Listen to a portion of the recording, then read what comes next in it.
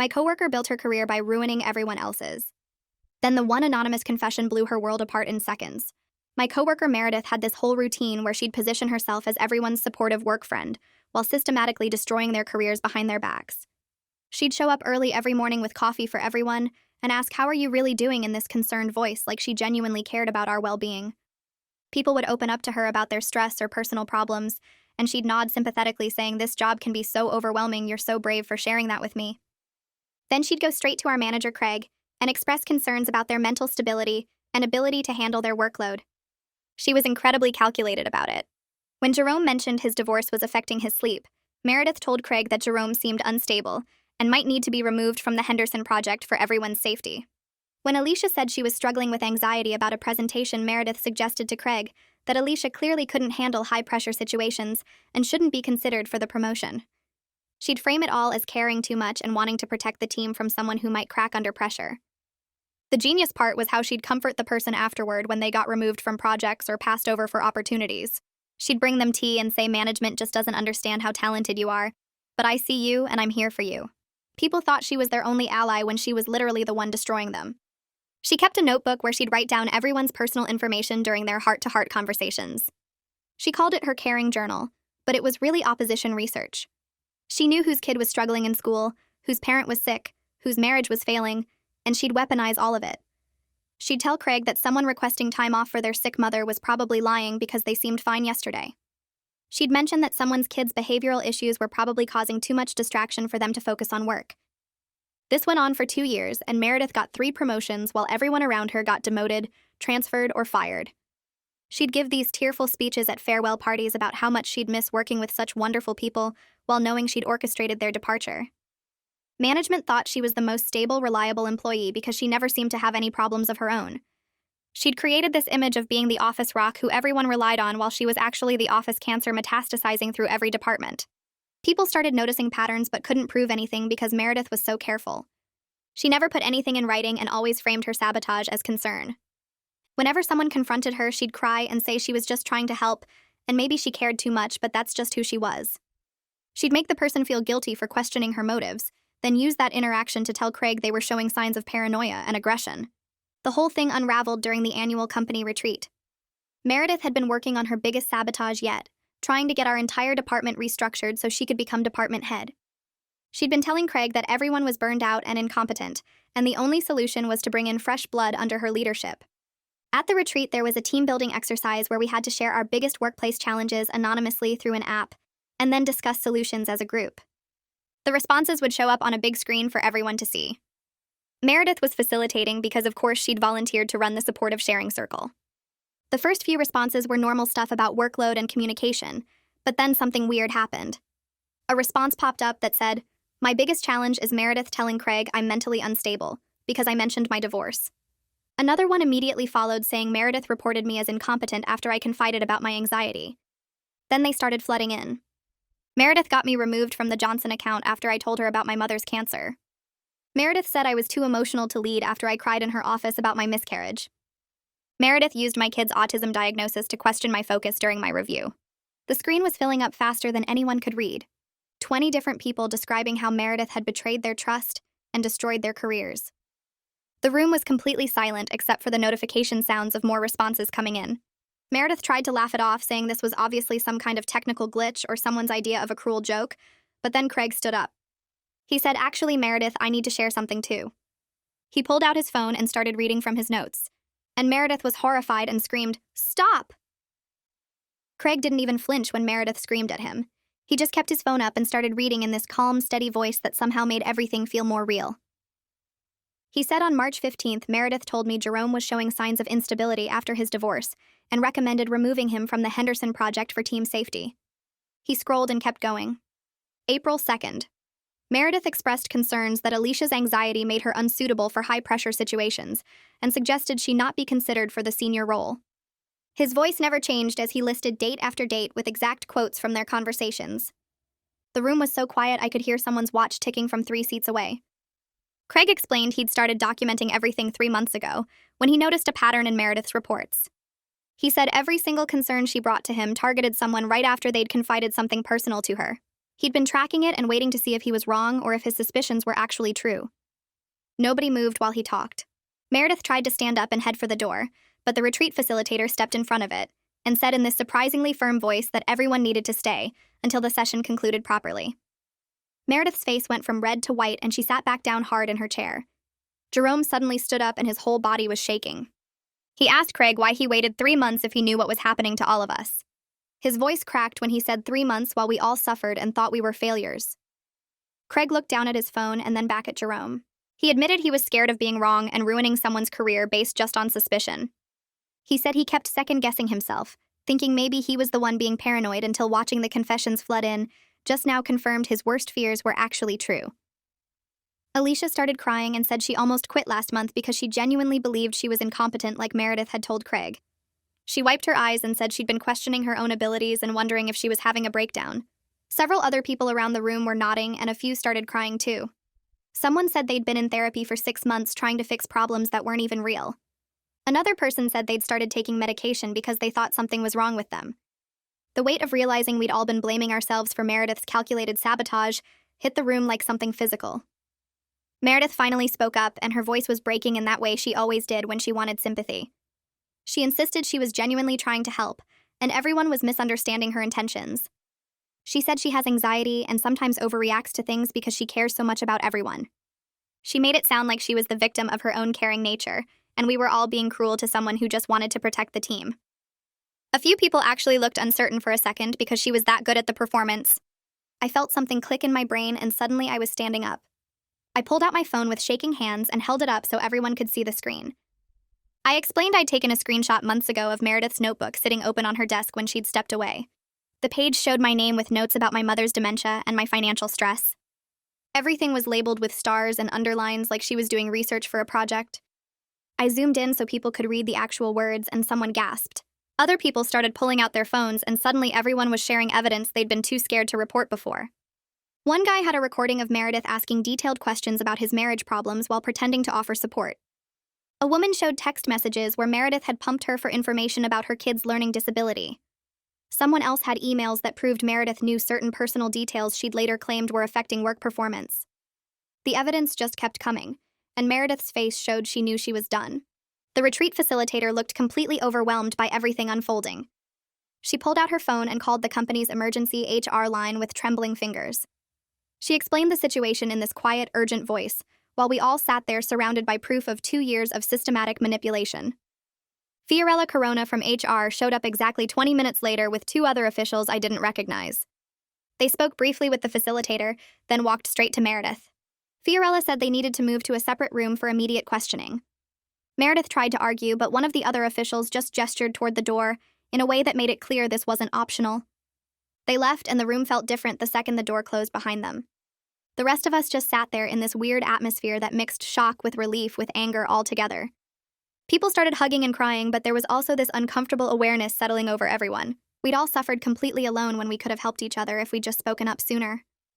Someone said they'd suspected something was off, but convinced themselves they were being paranoid. Another person admitted they'd noticed Meredith's pattern, but were too scared to say anything in case they were wrong. The collective guilt of our silence sat heavy, even though we knew Meredith was the one who'd created the environment where we couldn't trust each other. Craig stood up again and addressed the whole group. He said he needed to take full responsibility for enabling Meredith by accepting her reports without proper investigation.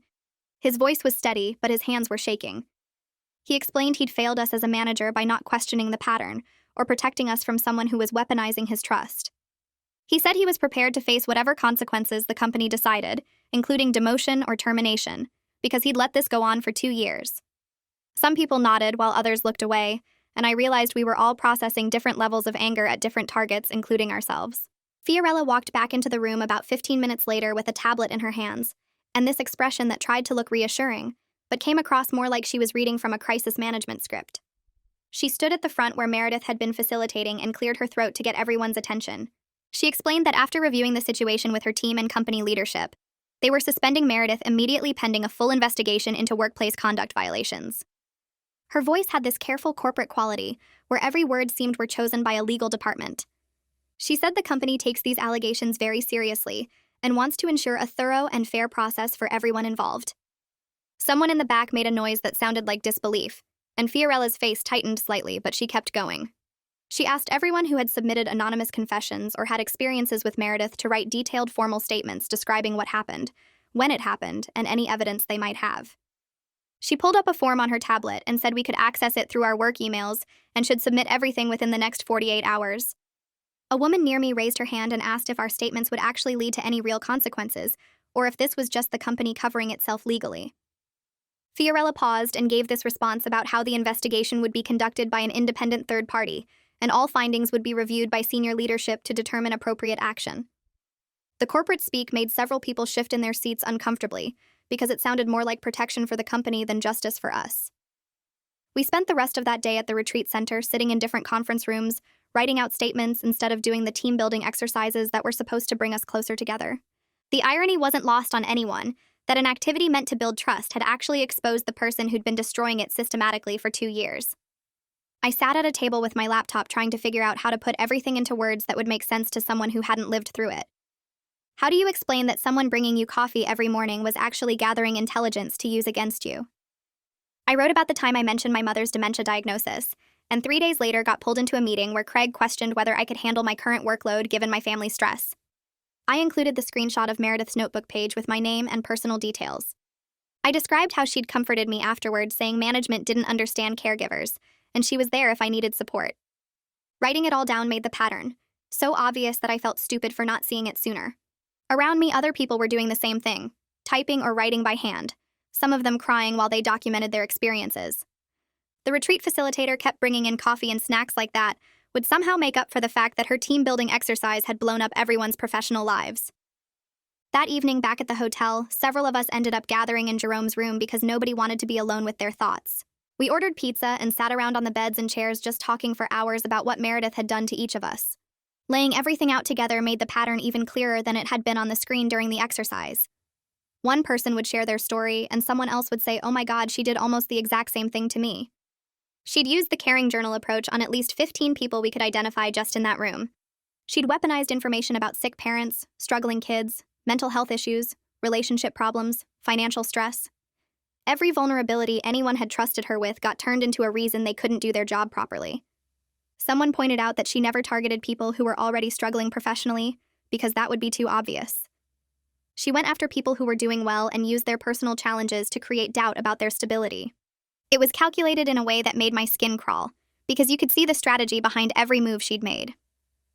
Jerome sat on the edge of the bed and told us that after Meredith got him removed from the Henderson project, he started seeing a therapist twice a week, because he genuinely thought he was having some kind of breakdown. He'd mentioned his divorce affecting his sleep during one conversation with Meredith, and suddenly he was characterized as unstable and potentially dangerous to work with. He spent thousands of dollars on therapy trying to fix problems that were actually caused by deliberate sabotage rather than mental illness. His voice cracked when he said he'd been blaming himself for failing professionally, when really he'd been targeted by someone who knew exactly how to exploit his vulnerability. The therapist had helped him work through the divorce grief, but couldn't fix the career damage because the therapist didn't know the real source of the problem was Meredith poisoning his professional reputation. Alicia was sitting in the desk chair, and she admitted she'd started taking anxiety medication 6 months ago, after Meredith's campaign against her escalated. She'd confided about feeling nervous before a big presentation, and that confession got turned into evidence that she couldn't handle high-pressure situations. She kept getting passed over for opportunities, and started believing she was actually as weak and incompetent as Meredith had suggested to Craig. Learning that her anxiety was a reasonable response to calculated manipulation, rather than some personal failure, made her mad in a way I'd never seen from her before. She said she'd been blaming herself for being too sensitive when really she'd been under attack by someone who knew exactly which buttons to push. Her hands were shaking as she talked, and someone reached over to squeeze her shoulder. Someone asked who had set up the anonymous confession system through the team-building app, because it clearly wasn't random or accidental. We all wanted to thank whoever had orchestrated the exposure and given us a way to speak up safely. People started speculating about who might have done it and why they'd chosen that specific moment during the retreat. A few people guessed it might have been someone from IT who'd noticed patterns in Meredith's behavior. Others thought maybe it was someone who'd left the company and wanted to expose what had happened to them. Nobody in the room claimed responsibility that night, and the mystery of who'd set it up hung over the conversation like this weird combination of gratitude and curiosity. The next morning, the company cut the retreat short and sent everyone home. We came down for breakfast and found out Meredith had already been escorted off the property by security before most of us even woke up. The retreat coordinator made an announcement that due to unforeseen circumstances, the remaining activities were canceled, and transportation back to the city would be available starting at 10. It felt both satisfying and anticlimactic because part of me had wanted to see Meredith leave, to have some kind of visible closure. Instead, she just disappeared like she'd never been there, and we were left packing our bags and loading onto buses in this strange, subdued mood. Back at the office on Monday, there was this weird energy where everyone was being extra nice to each other, but also clearly uncomfortable. People would make eye contact and smile, but then look away quickly like they weren't sure what the new rules were for workplace interaction. The empty desk where Meredith used to sit became this focal point that everyone avoided looking at directly. Her computer was gone and her personal items had been cleared out, but you could still see the outline on the desk where her coffee mug usually sat. Walking past that empty space felt like passing a crime scene. Some people would speed up when they got near it, and others would slow down and stare like they were trying to process that she was really gone. Fiorella started scheduling individual meetings with each person who'd been affected by Meredith to document everything formally for the investigation. I went into her office on Tuesday afternoon, and she had this whole system set up with a recording device and a legal pad covered in notes. She asked me to walk through my entire history with Meredith chronologically and describe every interaction I could remember where she'd gathered personal information or made concerning reports about me. During my meeting, she revealed that 12 people had come forward so far with formal complaints, and they were still investigating whether there were others who hadn't reported yet. She said some people had left the company in the past year who might have been driven out by Meredith, and they were trying to track those people down to get their statements too. The scope of the damage kept expanding the more they looked into it. Craig got temporarily reassigned while the company investigated his role in enabling Meredith. An interim manager named Tiago Pace took over our department, and his first official act was calling an all-hands meeting to apologize to the team for what we'd endured under failed leadership. Tiago had this direct way of talking that felt different from Craig's more passive management style. He stood at the front of the conference room and said he'd reviewed the preliminary investigation findings and was horrified by what had been allowed to happen.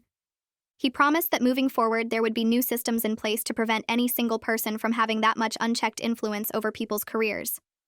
He asked us to give him a chance to rebuild trust, and said his door would always be open if anyone had concerns about workplace dynamics. 2 days after Tiago's meeting, Fiorella called me into a conference room where she was sitting with another woman in a dark suit, who introduced herself as Moira Frost from the legal department. Moira had a stack of folders in front of her, and she started pulling out documents before I even sat down. She explained that Meredith's lawyer had sent over a response claiming she had extensive documentation proving her concerns about employees were legitimate and based on observable behavior patterns. Moira said they needed to build a counter case for each person Meredith had targeted, and they were starting with me because my work history was the most complete. Fiorella opened her laptop and pulled up my employee file going back 4 years to when I was hired. She asked me to walk through every project I'd worked on and every performance review I'd received, so they could compare it against what Meredith had reported to Craig. We spent the next 3 hours going through spreadsheets and project files and client feedback forms. Moira would read out something Meredith had told Craig about my work, and then Fiorella would pull up the actual documentation showing the opposite. Meredith had reported I missed deadlines on the Carson account, but my project logs showed I delivered 2 days early. She told Craig I couldn't handle client communication, but my feedback scores were consistently in the top 10%. She claimed I made errors that cost the company money, but the financial records showed my projects came in under budget. Every single thing Meredith had said about my incompetence was contradicted by actual evidence sitting right there in the company database. The exhausting part wasn't finding the proof because that was all there in black and white. The exhausting part was having to prove I was good at my job when I thought that was already established through 4 years of solid work. Moira kept apologizing and saying she knew this was difficult, but they needed ironclad documentation for every claim. By the time we finished, my back hurt from sitting and my head hurt from going through years of performance data. Fiorella walked me back to my desk and promised they'd handle the rest of the cases the same way, so everyone would have evidence backing them up. The next morning, Luca from IT sent me an email asking if I could come down to his office in the basement. I'd never been to the IT department before and had to ask someone where to find it. Luca's workspace was crammed with monitors and computer equipment, and he had 3 different screens showing code I couldn't understand. He offered me a chair and explained that he'd been asked to investigate the anonymous confession system from the retreat to figure out who set it up. He needed to know if I was involved in creating or planning the exposure. I told him honestly that I had no idea who orchestrated it, and that I'd been just as shocked as everyone else when those confessions started appearing. He seemed relieved and said he believed me because the technical setup required someone with actual programming knowledge. He showed me on one of his screens how someone had modified the team building app to allow unlimited anonymous submissions instead of the one response per person that was supposed to happen. Whoever did it knew exactly what they were doing and had planned it carefully. I asked if he could tell who it was, and he said he was close to tracking it down through the login credentials. 2 days later, Luca sent an email to me and several other people asking us to meet in the small conference room on the 3rd floor. When I got there, Jerome and Alicia were already sitting down looking confused about why we'd been called together. Luca came in with another guy I recognized from seeing around the office but had never really talked to. Luca introduced him as Miguel Fernandez, who'd transferred from another department about 6 months ago. Miguel looked nervous as he sat down, and Luca explained that Miguel was the one who created the anonymous confession feature and planned the whole retreat exposure. Miguel started talking quickly, saying he needed to explain before anyone got angry. He said that at his previous location within the company, he'd watched Meredith destroy a colleague's career using the exact same tactics she used on us. When he transferred to our department and saw Meredith doing the supportive friend routine, he recognized the pattern immediately. He spent 6 months documenting everything he observed and waiting for the right opportunity to expose what was happening. He knew that accusing someone of systematic manipulation without solid proof would make him look paranoid, or like he had a personal problem with her. So he waited and collected evidence, and when he heard about the team-building exercise at the retreat, he saw his chance. He modified the app to allow the anonymous confessions and sent messages to people he knew had been targeted, asking them to share their experiences during the exercise. Miguel said he had to be certain before acting, because one wrong move would have let Meredith paint him as the problem instead. We all sat there processing this information, and I felt this weird mix of gratitude and discomfort. Miguel had literally saved our careers by exposing Meredith, but the way he'd done it was so calculated and strategic. He'd been watching us suffer for months while he built his case instead of warning us or trying to help earlier. Jerome asked why he didn't just come to us directly, and Miguel said he needed undeniable public proof, or Meredith would have turned it around on him like she did with everyone else. Alicia pointed out that his approach worked when nothing else had, so maybe being strategic was necessary when fighting someone who was that manipulative. We thanked Miguel for what he did, but I left that meeting feeling unsettled about how fighting manipulation sometimes requires being manipulative yourself, even for good reasons. The whole thing made me think about how much planning and calculation it takes to expose someone who's that good at hiding their actions. The next week, Fiorella called another meeting to update us on how the investigation was expanding. She'd been going through Meredith's employment history and found that she'd worked at another company in the same industry before joining ours. Fiorella contacted their HR department and discovered that Meredith had pulled similar tactics there with at least 3 employees before the company quietly let her resign, instead of dealing with the situation properly. They'd given her a neutral reference and let her leave without any formal disciplinary action on her record, which meant she could just move to another company and start the whole pattern over. Fiorella looked angry as she explained this because it meant our company had no way of knowing what Meredith had done before. The previous employer had essentially passed the problem along rather than addressing it and protecting future workplaces from her behavior. That same afternoon, I got an email from someone named Piper Bright, who said she used to work in our department. She'd heard through former colleagues that there was an investigation into Meredith, and she wanted to share her experience. We set up a video call, and Piper explained that she'd left the company 8 months ago after Meredith convinced Craig that Piper was stealing clients and passing information to competitors. None of it was true, but Craig had believed Meredith's reports, and Piper's reputation got damaged, so badly that she had to take a job at a smaller firm making significantly less money. She'd been trying to rebuild her career ever since while dealing with the professional damage from accusations that were completely made up. Piper said she was relieved to finally understand that she hadn't done anything wrong, and that other people had gone through the same thing. Fiorella brought Piper's case to the executive team, and they decided to offer her old position back with back pay for the 8 months she'd lost. When Fiorella called to tell her, Piper said she wasn't sure she could trust working here again after what happened. She needed time to think about whether she wanted to return to a place that had let someone destroy her career without proper investigation. Her hesitation hit me hard because I started wondering the same thing about whether I wanted to stay, even though Meredith was gone. Several other people admitted they were questioning if the company had really changed enough to prevent something like this from happening again. 3 weeks after the retreat, the company officially terminated Meredith for violation of workplace conduct policies and breach of trust. Moira called me to explain that they'd wanted to pursue stronger legal action, but proving intentional sabotage in court would be extremely difficult and expensive. The evidence showed a clear pattern of behavior, but Meredith's lawyer could argue she genuinely believed her concerns were valid, even if they turned out to be wrong. Corporate law made it hard to prove malicious intent versus poor judgment, so the company decided termination with cause was the strongest action they could take that would actually stick. Moira said Meredith wouldn't be able to use them as a reference, and they'd be honest with any future employer who called to verify her employment. It felt like justice, but also like she was getting away with something since she could potentially just move to another company and do it all over again.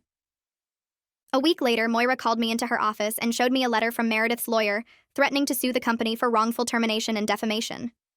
The letter was full of legal language about how the investigation was biased, and the evidence was circumstantial, and Meredith's reputation had been destroyed without proper due process. Moira explained that this was a standard intimidation tactic, and the company had solid documentation to defend the decision, including Craig's notes and all our written statements and the recordings from the retreat. She seemed confident, but I could tell she was being careful with her words, like there was still some risk involved. The threat made everyone nervous, even though Moira kept saying it would probably go nowhere. We'd all been feeling like maybe we could finally move forward, and then this letter arrived reminding us that Meredith wasn't just going to disappear quietly.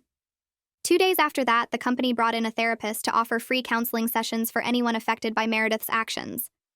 I signed up thinking I'd just vent about how angry I was, and maybe get some validation that my feelings were normal. The therapist was this older woman who listened to my whole story without interrupting, and then started asking questions that made me realize how deeply the manipulation had affected my confidence and workplace relationships.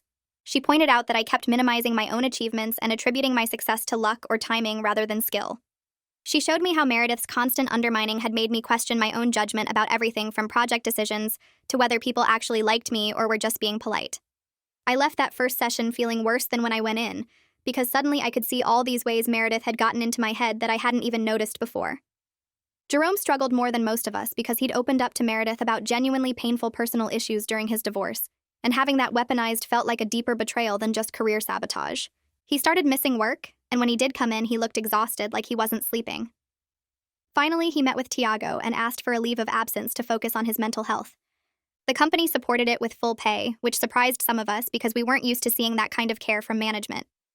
Jerome sent an email to the team before he left saying he needed time to rebuild his sense of trust in people and in himself, and he appreciated everyone's support.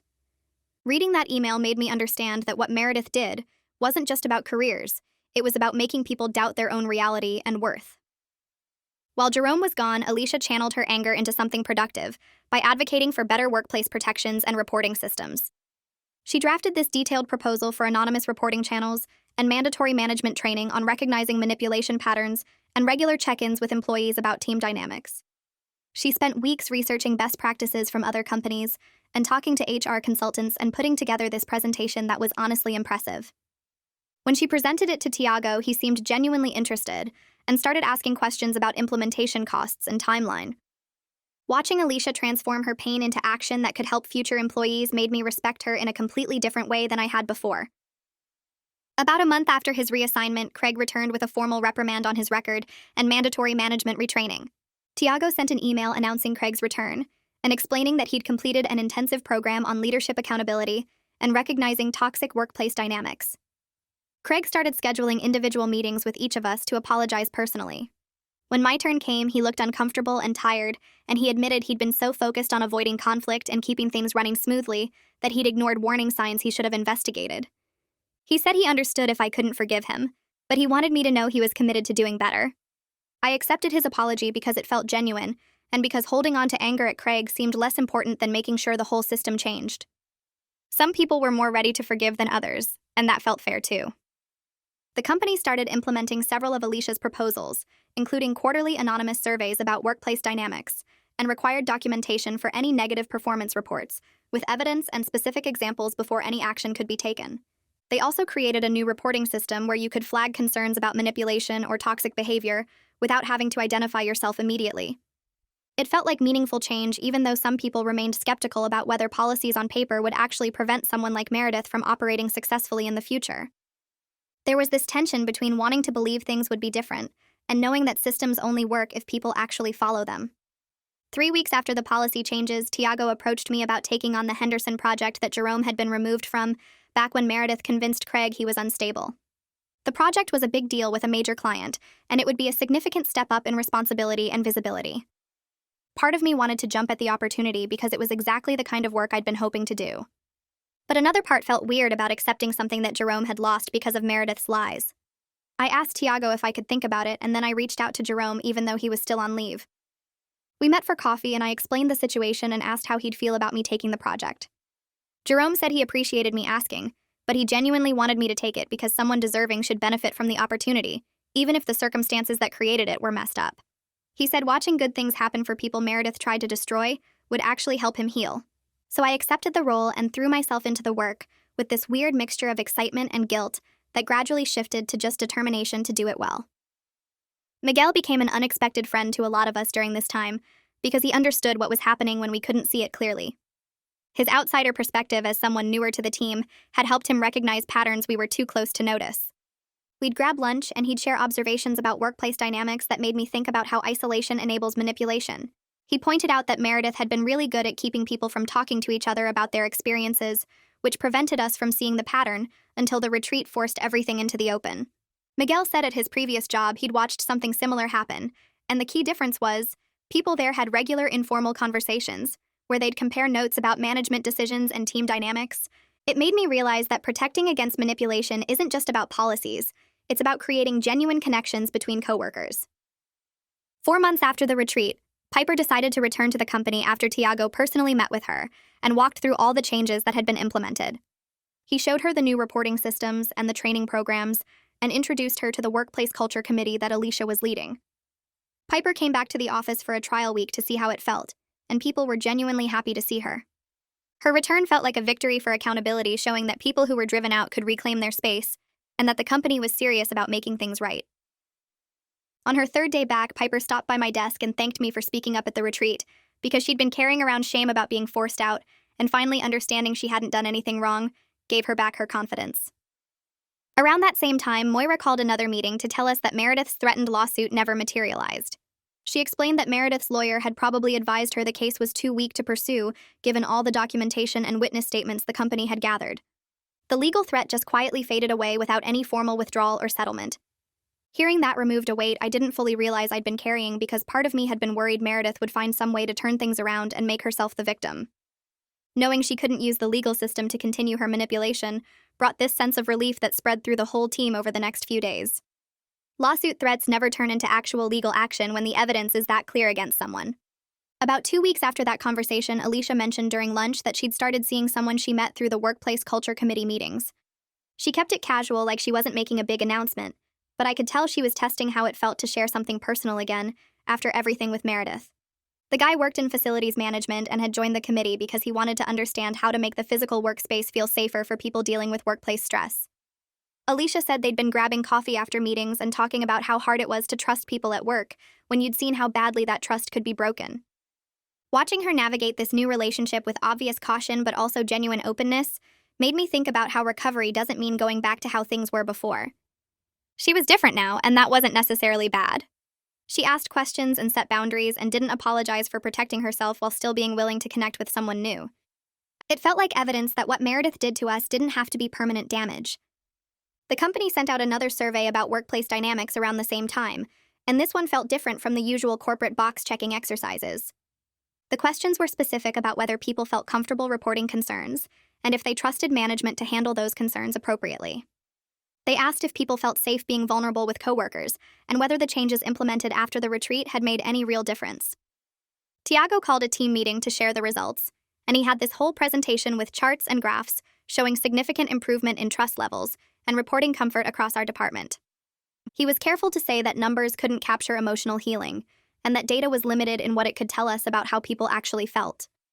But he also pointed out that when you ask the same questions 6 months apart and see measurable positive change that suggests the structural fixes were doing something meaningful, people were reporting feeling more supported and less afraid of retaliation for speaking up. The scores for manager transparency and fairness had jumped significantly. Tiago said these results mattered because they showed we'd built something real after everything fell apart. Fiorella from HR stopped by my desk one afternoon and asked if I'd be willing to share my experience with an incoming group of new hires as part of their workplace culture orientation. She explained they were trying to help new employees understand why the company took these issues seriously and what could happen when toxic patterns went unchecked. At first, the idea made me uncomfortable because talking about what Meredith did still felt like admitting I'd been a victim of something. But then Fiorella pointed out that speaking about it from a position of having survived and helped create change was actually the opposite of victimizing myself. It was using my experience to prevent other people from going through the same thing.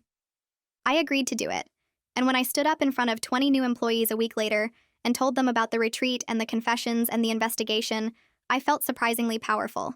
They asked good questions about how to recognize manipulation and what to do if they saw concerning patterns.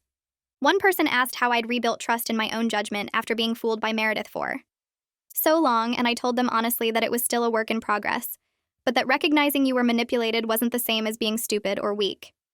The whole thing felt empowering in a way I hadn't expected.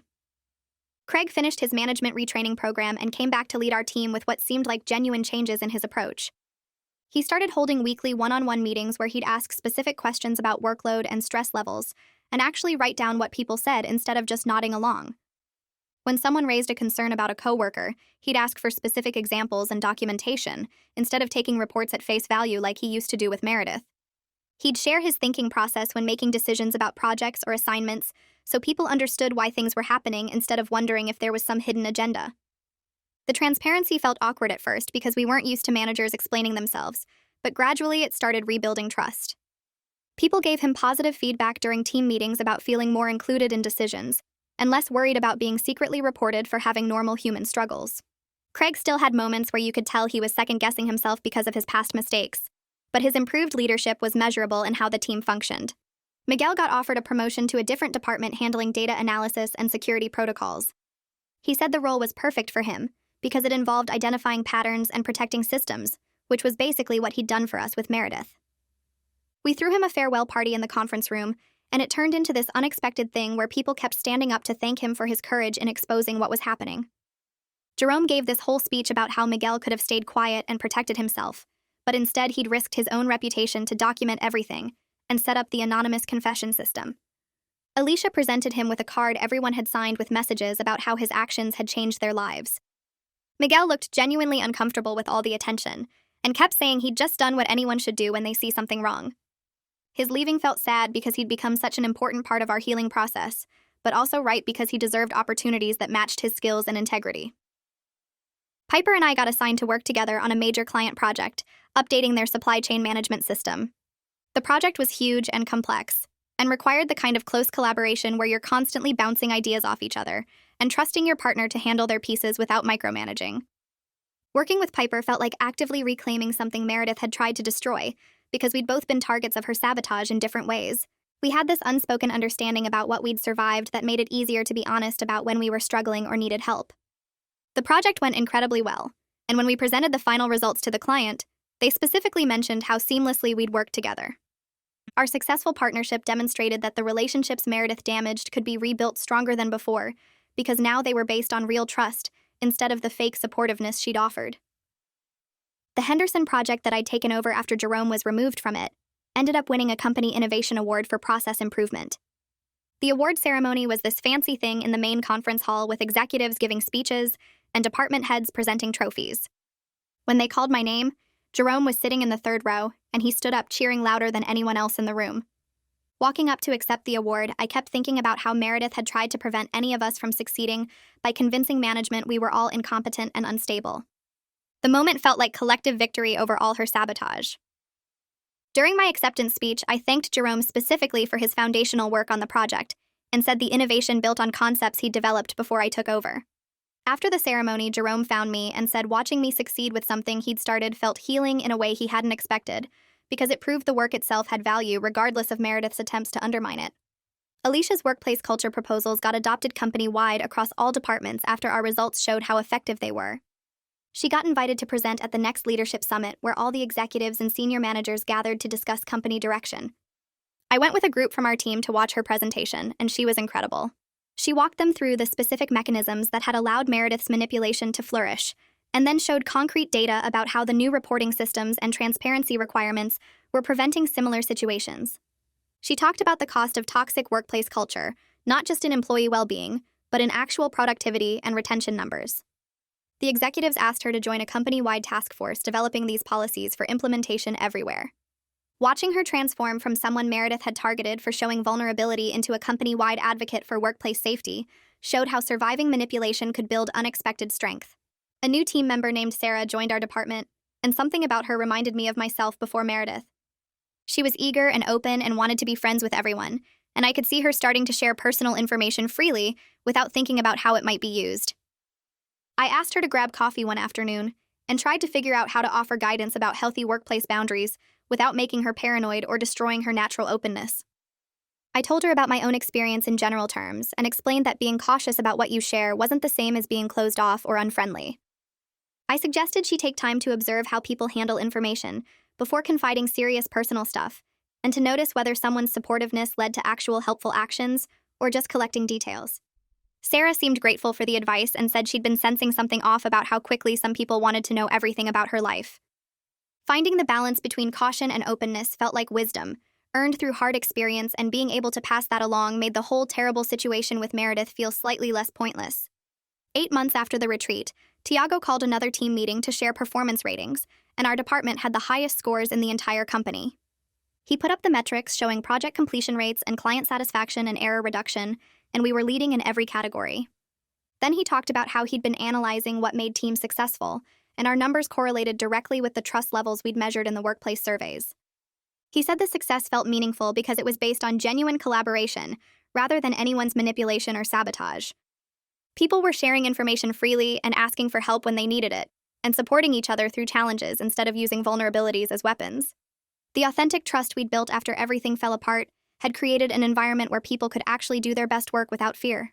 Sitting in that meeting listening to Tiago describe how far we'd come, I felt this unexpected sense of pride in what we'd survived and rebuilt together. A few days after that meeting, Jerome stopped by my desk and asked if we could grab lunch. We went to the sandwich place down the street and sat outside where he told me he needed to say something he'd been thinking about for weeks. He said he was grateful the whole thing with Meredith got exposed when it did, because he'd been really close to quitting and spending the rest of his life thinking he just wasn't good enough at his job. Knowing that his problems came from someone deliberately trying to hurt him instead of his own failures saved his confidence and probably his mental health too. He'd spent months thinking something was wrong with him and questioning every decision he made at work. Finding out it was sabotage felt terrible, but also weirdly freeing because it meant he wasn't actually broken or incompetent like he'd started believing. I told him I understood completely because I'd felt the same way, and we sat there for a while just talking about how weird it was to realize you'd been manipulated so thoroughly. 2 weeks later, I was getting coffee at this shop near my apartment when someone tapped my shoulder. It was a woman I recognized as Meredith's former assistant, though I'd never actually talked to her before. She said she wanted to thank me for speaking up at the retreat, because she'd been watching Meredith's behavior for months and documenting things in her own notes, but was too scared to report anything. She thought nobody would believe her since she was just an assistant and Meredith seemed so well liked by management. Learning that other people saw the same problems and that she wasn't imagining things or being paranoid made her feel less crazy about the whole situation. She'd left the company right after Meredith got fired because the whole environment felt toxic to her, but hearing that things were getting better made her glad she'd stayed quiet long enough to see it exposed properly. A month after that conversation, the company held an all-hands meeting where they announced a bunch of new policies, including an annual award for workplace integrity. They didn't name it after our situation specifically, but Tiago mentioned during his speech that recent events had shown how important it was to recognize people who create genuine supportive environments instead of fake ones. The award would go to someone who demonstrated authentic care for their colleagues and helped build trust within their teams. Sitting in that meeting listening to them describe the award criteria, I felt this weird mix of sadness about what we'd been through and hope that maybe our terrible experience would prevent future problems for other people. 1 year after the retreat, I woke up on a random Tuesday and realized I was actually happy to go to work. Not just okay with it or getting through it, but genuinely looking forward to seeing my colleagues and working on projects together. The office still had normal workplace problems like any job, and probably always would, but people treated each other with real respect instead of using personal information as weapons. I'd learned that speaking up together was way more powerful than suffering alone, and watching Jerome and Alicia and everyone else succeed in an environment free from sabotage made every uncomfortable moment of that exposure worth it.